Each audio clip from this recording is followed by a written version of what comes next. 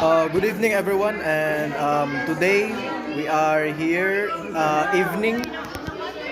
I am still at school, and it is a very busy day because we are going to report about computer. This is Raven. So, so this is day 11 as a life of a BS Criminology first year. Hello, Apocalypse. And we are preparing to report.